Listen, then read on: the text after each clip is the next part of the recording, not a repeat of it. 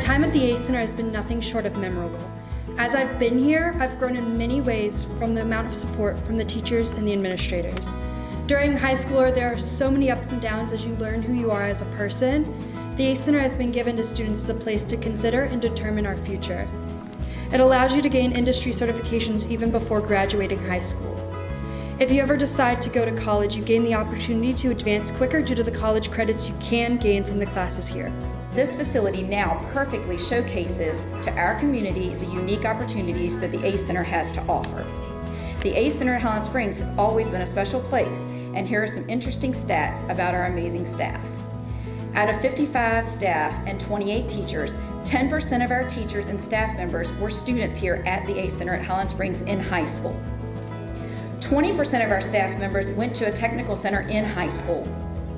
And 36% of our staff members attended CTE classes in high school.